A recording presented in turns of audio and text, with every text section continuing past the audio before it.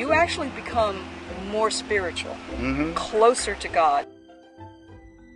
Well, about 2011 is when we both had decided that we had enough of being out of shape and overweight and all that kind of stuff. And I was so bad off that we have a split level home. I literally could not go up one of the flights of stairs without stopping to catch my breath. And I was about 215 pounds. Gosh. I'm only 5'1", so I was, clinically obese. Yes. Diabetes, blood pressure issues, cholesterol issues, you name it, I had it. And then really, really bad arthritis. Wow. So actually our son, who had been bugging us for about a year to join CrossFit, and I know you heard that from my husband, and I was thinking, okay, I'm 52, I'm 200 and some pounds, how am I going to do this crazy thing? But the beautiful thing about CrossFit is that it is completely scaled, and it meets you where you're at. Okay. And so we went to a gym. It was frightening, but the coaches were fantastic.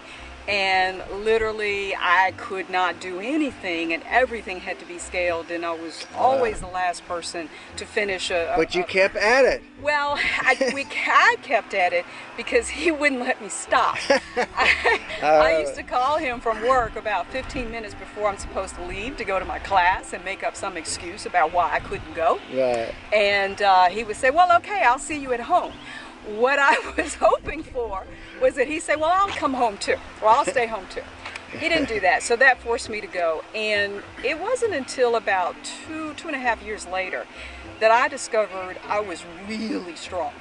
And so my thing was not the endurance stuff, it was not the running, because I couldn't run to, worth anything, but I could lift really heavy weights. That's amazing. And so, consequently, I have the guns. I have guns and boulder shoulders and squat legs and thighs and that sort of thing.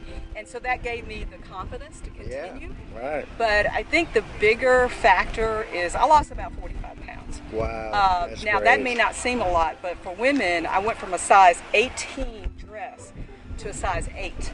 Wow. So. And really, at my weight, I should be bigger, but because it's mostly muscle. Yeah. And so it's all about body composition. And so the biggest factor in that really is about the food. Yeah. That was the hardest thing to change. Going to the gym, okay, you show up, you're going to do it. Yeah. But day in and day out, eating completely different from the way we were eating, which was cut out all the grains, cut out to really low carbohydrates. That's what allowed me to lose the weight.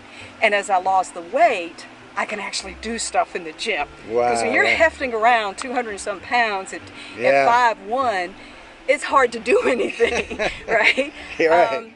So we changed our diet, and we went paleo, low carb. Right now, he's keto. I am not as low carb as I used to be, because once you get to a certain point, you are able to maintain and all that stuff without being so strict. But you have to do that at first, and that's the hard part. And we did it because my health was at stake. So what ended up happening was I reversed my diabetes. I no longer have arthritis. I don't have any cholesterol issues. I got off of the Lipitor and all that kind of stuff. What a great story. And I feel like I'm 20.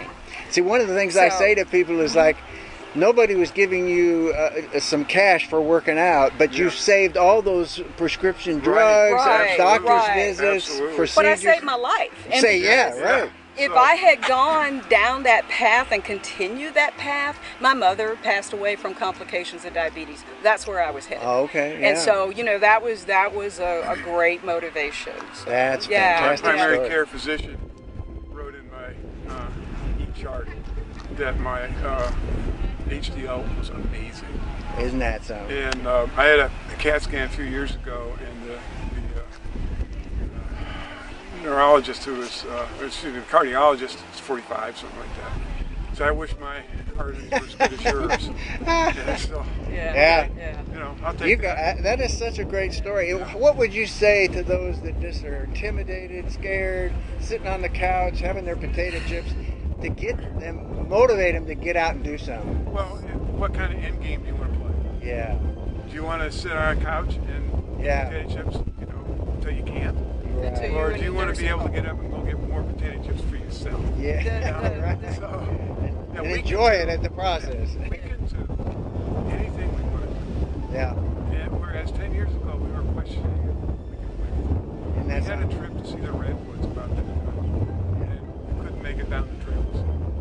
Yeah, we had to stop halfway and come back. And now isn't that totally, amazing? It was a 1 mile trek. That's it. And we could not make it.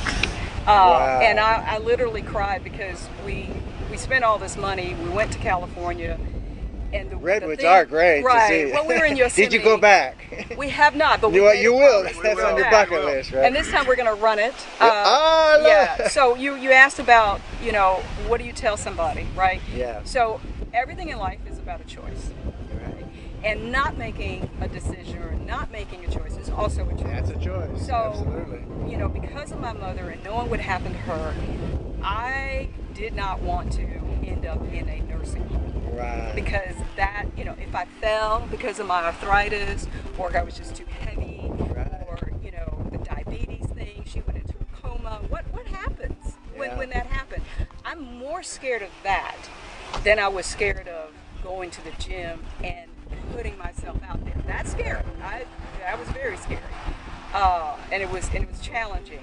But ending up in a nursing home is way more challenging. Right. So that's the choice. Is there any spiritual beliefs or things that drive you, or other things that are important to you in life? Anything you think? God gave us a temple. Yeah. It's our job to take care of it. So, yeah. if we've been given a gift. If you don't make the most of it, then that's on you. Yeah.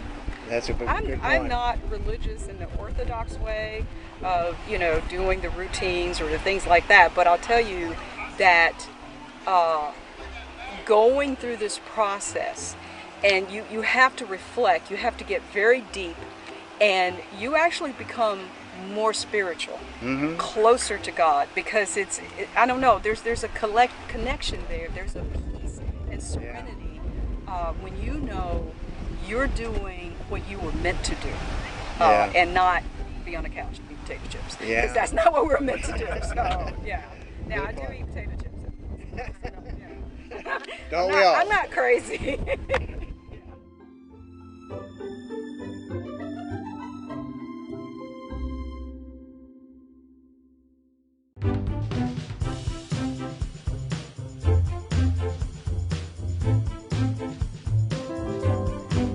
We want to thank you for watching RedefiningAging.us. I'm John Disterdick, your host.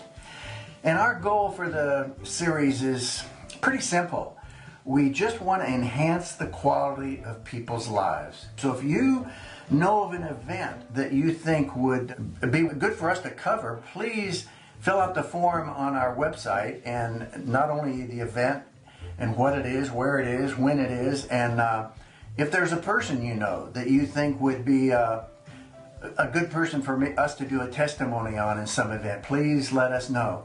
And if you want a fuller description of my testimony, you can either go to johndisterdick.com and look under ministry, or you can go here at redefiningaging.us and scroll down, and it's on there as well. We appreciate your viewership. God bless, and hope to see you on more shows.